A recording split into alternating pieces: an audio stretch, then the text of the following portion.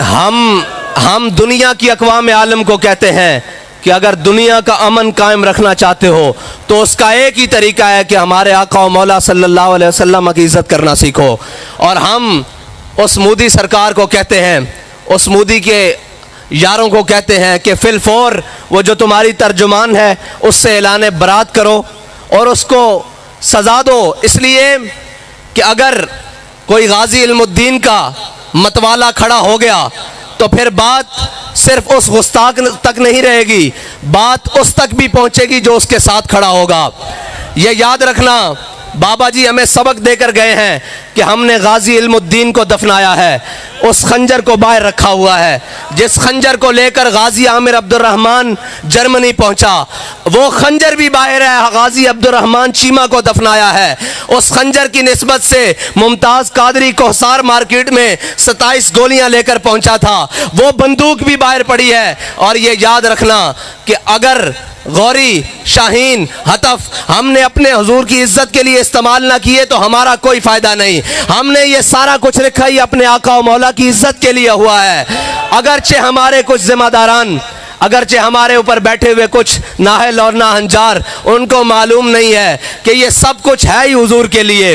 हमने जाने भी हुजूर के लिए रखी हुई हैं, ये वतन भी हुजूर के लिए रखा हुआ है, हमारा सब कुछ हुजूर के लिए है। हम उनको कहते हैं कि तुझे कुत्ते से, कुतिया से भी निस्बत देना, तशबीह देना, हम कुतिया की तौहीन समझते हैं, क्योंकि कुत्ता कुत्ता ज़रूर है लेकिन गुस्ताखे रसूल नहीं है।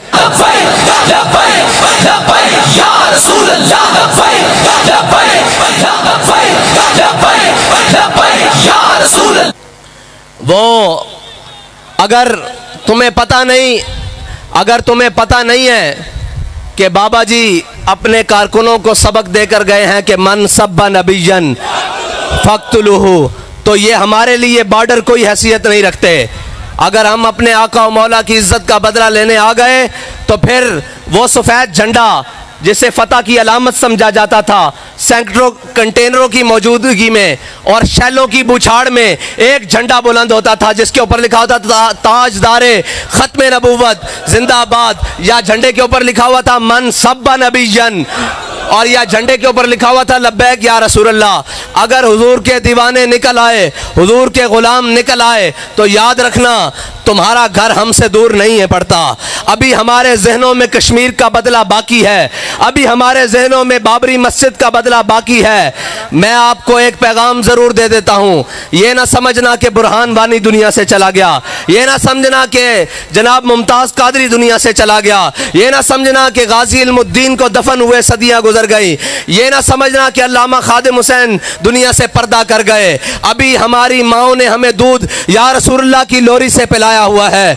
अभी किसी गलत फहमी में ना रहना, जिस दिन ये मैदान में आ गए तो फिर तुम्हें बताएंगे कि ये फाका कश जो मौत से डरता नहीं, जरा तुम्हें बताएंगे कि हुजूर सैयद आलम सल्लल्लाहु अलैहि वसल्लम के उम्मती अभी जिंदा हैं, अभी हुजूर की नामूस पर पैरा देना जानते हैं। और हम अपने इन हिजड़ों को भी कहते हैं, कब तक बेगैरती की जिंदगी जियोगे, कब तक बेगैरत बन के रहोगे, कब तक बेहया और बेशर्म बन के रहोगे। और यार अगर इज्जत पर हाथ डल जाए तो सबसे पहले काम इज्जत बचाने का किया जाता है, इज्जत को बहाल करने का किया जाता है। रोटी तो बेगैरत बंदा भी खा लेता है, और गैरत बड़ी चीज है जहाने तगोदो में, पहनाती है दुर्वेश को ताज सरेदारा।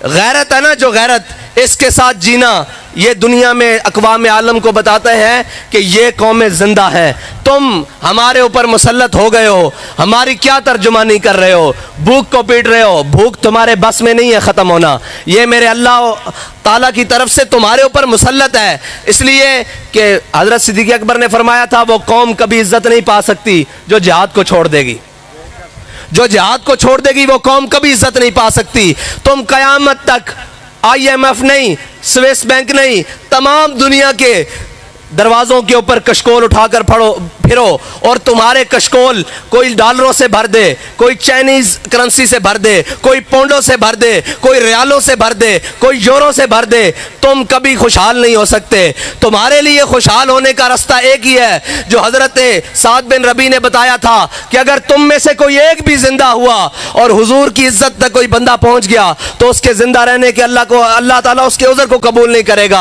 आज भी इज्जत चाहते हो, आज भी अजमत चाहते हो, आज भी खुशहाली चाहते हो तो आओ हुजूर के दीन की तरफ, आओ हुजूर के दीन के साथ, हुजूर की नामूस रिसालत पर पहरा दे दो, हुजूर सईद आलम सल्लल्लाहु अलैहि वसल्लम की इज्जत की बात करो। और वरफ़ाना लका ज़िक्रक का मालिक ने जिम्मा लिया है और जो इस आयत के साथ लग जाए अल्लाह ताला उसको भी बुलंद कर देता है।